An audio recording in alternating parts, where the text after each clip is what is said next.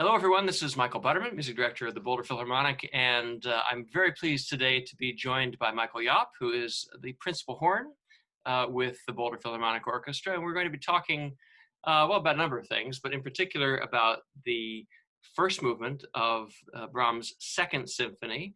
We have a video of that following this discussion that was performed back in, I think it was 2015, November of 2015. But Michael, let me just begin with the question that I suppose is on everyone's minds right now. First of all, how are you? And second, maybe tell us a little bit about what you've been doing lately, because one thing that I think is distinguishing about you is that you are, in addition to being a fantastic horn player and playing in the Colorado Springs Philharmonic and the Boulder Philharmonic and let's see, Upper Colorado, do you? Yes? Yep.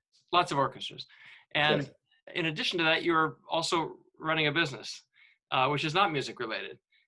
So tell us about what that's been like for you lately, I guess, in particular. It is a bit unusual, and my business is actually providing small business IT support.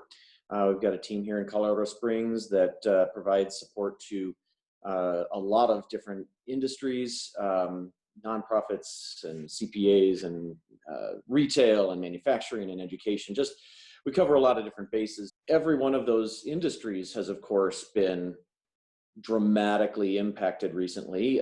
Many of our end users at our clients were starting to work from home for the very first time. So we had double the normal load of tickets coming in for people who may have always had the ability to work from home, but just had never become comfortable with that. We're all kind of having these Zoom meetings and everything, but back then there were a lot of people who'd never heard of a Zoom meeting or could think of any other possible way to interact with their colleagues or their customers to continue carrying out the services that they provide.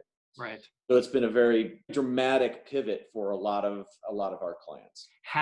Let's say, had orchestras been able to continue performing as normal, you might actually have had to make a difficult choice, or maybe even step away, take a leave of absence or something briefly from the orchestra world, so that you could tend to this business, which was just kind of exploding. But under normal circumstances, you're balancing these two worlds that you inhabit, and I'm wondering how you do that, because I mean, you're one of the best horn players I've ever worked with, and I've worked with a lot. And I've got to imagine that to stay at that level, the horn's got to be on your on your face a lot of hours per day to keep the embouchure in shape and just everything. How do you really manage that? And you've got a family as well. So how do you manage, driving up to Boulder and to Denver and also running your business and practicing and everything else? It's all smoke and mirrors. Okay. Obviously, everyone in their lives has to make decisions about how they're going to balance the various demands on their time. And it's a matter of choosing wisely in every moment what's going to be the most effective. And sometimes that has to come with compromise. There are times that I need to focus on getting things done for the IT business or moving the business forward or working through projects. And some of those can be all weekend or all night kind of things. And so I have to dedicate stretches of time to that. And then obviously there's times where there's 2-3 weeks in a row. We've got a rehearsal and a concert set for Boulder one week, while interleaving that with Opera Colorado, which has some daytime rehearsals and all of that. So it becomes a challenge each year to kind of piece together all of those calendars and figure out how much of that I can possibly do while leaving a little bit of space to handle all the rest of that stuff, the family and the business and all of that kind of thing. Or you mentioned the long drives to and from Boulder, from Colorado Springs. One of the things that's helped a lot there is that we have other members of the orchestra who are also coming along those same routes in those same times. And so some of these carpools become almost a relief valve for some of that stress that otherwise would come, boiling to the surface at the dinner table or whatever. And so every once in a while, it's an opportunity to kind of have an enforced, hour and a half of just chatting about something else, something different. In terms of maintaining practice, it's like any physical activity, any sport. There's a certain amount of pure physical maintenance that has to go into playing any instrument. If you aren't maintaining the tone of very small, overused muscle groups in the embouchure, then things don't work as well, and you lose endurance, and you are less accurate. Which, as horn players, we're already we're already faced with an uphill battle. So You are. That's true. Yeah, I've heard some musicians refer to themselves as a small muscle athlete. There's a lot to that. I mean, stretching and toning, and there's repetitive stress injuries that can come, of course. But you have to keep doing that to be on top of things, no question. what I miss most is making music for an audience. I know we're doing these videos, but it's not the same as that live experience where the audience and the orchestra are making up a unit as part of that live performance. And it's really a special experience, and you can't really replicate that in this. I miss our audience just as much as hopefully they miss our music. You and every member of our orchestra, I think, feel exactly the same way. So, tell you what, let's shift for a second and just talk about Sure. this piece. The Second Symphony of Brahms opens with the cellos and basses playing just the three notes, and then the horns come in together, kind of just a bucolic, pastoral, lilting kind of theme. And when I hear that, it just sounds very German to me. I mean, I think of the sound of the horn, and in spite of the fact that we call it a French horn, right? There's something about the sound of the horn. I think of music of Carl Maria von Weber and later Wagner and so on, and Mahler. I mean, you couldn't imagine Mahler without the sound of the horn. And so he uses it kind of in this lilting way at the beginning. And then there's a very important principal horn solo toward the end of the first movement. That's a lot of long sustained playing. Can you tell me about the difference between playing in a section when you are, trying to sort of sound like a choir, a horn choir, and then playing, let's say, that solo at the end of the first movement? Is there a different approach that you take in terms of your technique or the sound projection? I mean, obviously, any orchestral musician will tell you that there's a certain mindset that goes into playing a solo passage that is different from ensemble playing. That doesn't mean that it's all about you as the soloist. There's still an ensemble around you that you need to partner with, and we spend a lot of time in rehearsals going over that and making sure that, just even as I'm the soloist, that I'm listening to what's going on maybe in the cellos, which may not be easy when I've got this fairly loud sound going on in here. But this particular solo in the first movement of the Second Symphony, it's pretty unusual as a solo, as a line in general, and then also for the horn. It's a fairly exposed solo, and yet it opens up in a very kind of repetitive, just two notes kind of going back and forth. And it's interesting because as beginning musicians, and as we come up through our tutelage, we're constantly asked, do more dynamics, more this, more that, more articulation, more in tune, more. This is a solo that it's easy to overdo as well. It's repetitive, it's simple, and if you try to do too much with it, it can actually ruin the solo. And so it needs to have a dramatically long lead up to the climax moment in that solo, but it feels, as the player, like it's just sitting there.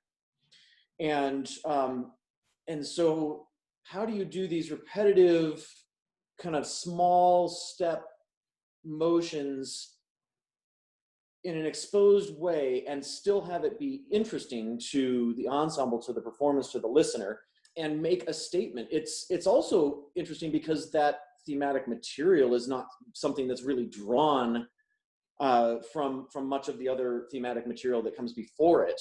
The stepwise motion is fairly common, but the theme itself is not. So prepping for that, how do you prep for that?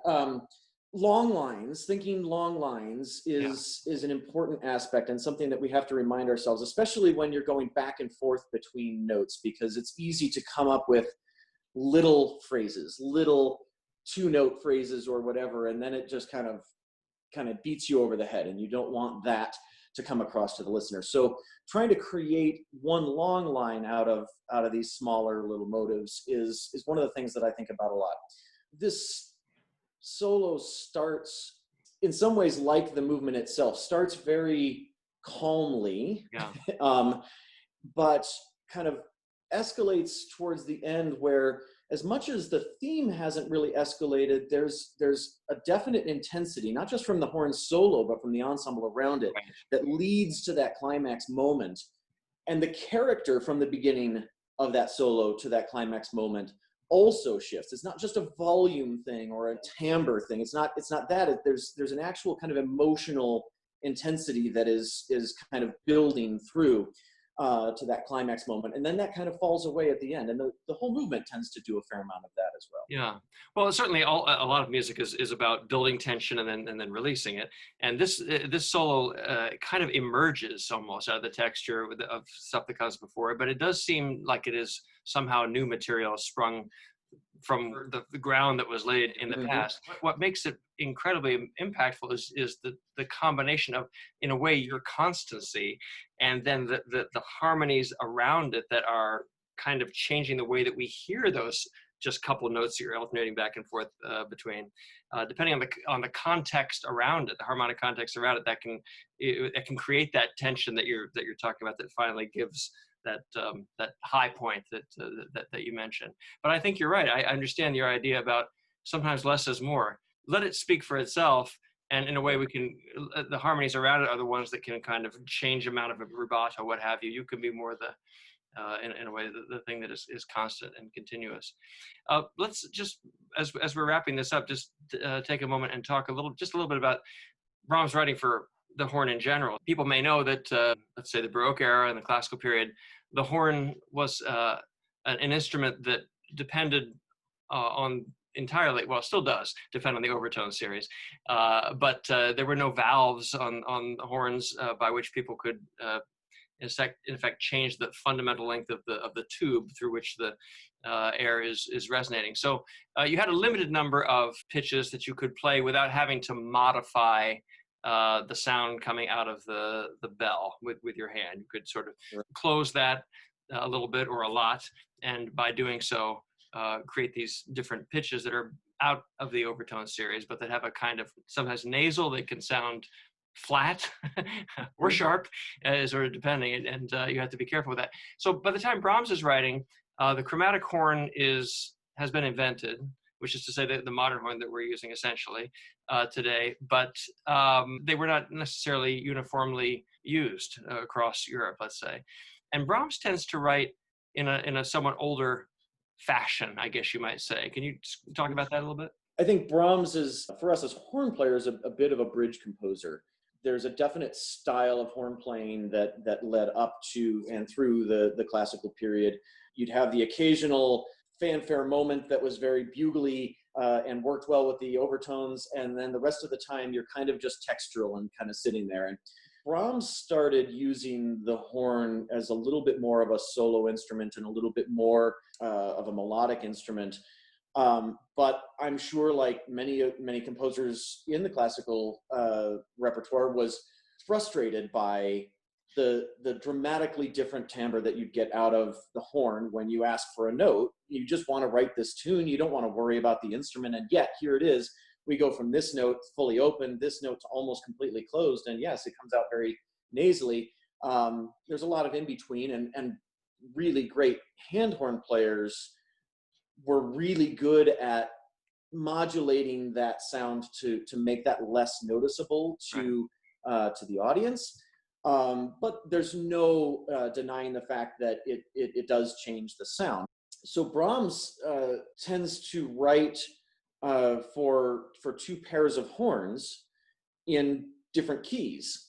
And by doing that, I feel like Brahms is opening up his palette of open sounds for those musicians who were not on valved horns at the time, of course, by allowing himself to call on one pair or the other pair depending on where he was in the development and modulation of his key structure throughout a movement, without constantly having to have horn players switching crooks to make the instrument larger or smaller, he was able to pass things along from one pair to the next. And in fact, the opening is just like that. We've got two pairs kind of picking up different statements of that opening melody, right, in slightly different tessituras. And so it's really a great way of increasing that open tone palette and creating a new life for the horn, being part melancholy, part heroic, and being able to right. kind of do everything in between. This bridges that divide between the non-valved horn and what eventually became the valved horn. Brahms basically, I think, demonstrated to other composers that if you have more open notes available from your horn section, you can do some pretty amazing things. Indeed. Yeah. Well, it's interesting. I mean, this is a topic I find fascinating anyway. And I mean, we can get really in the weeds about a lot of this stuff, but I really appreciate the time you've taken to talk with us. And I hope our audience has as well. And I hope that you continue to thrive in your business and stay well. And I really look forward to making music with you again. Let's hope it's pretty soon that we're able to do that. And we will hope to be back together as a unit, audience and performers, before long. So again, thank you so much, Michael, for taking the time. And everyone, please enjoy the first movement of Brahms' Second Symphony by the Boulder Philharmonic.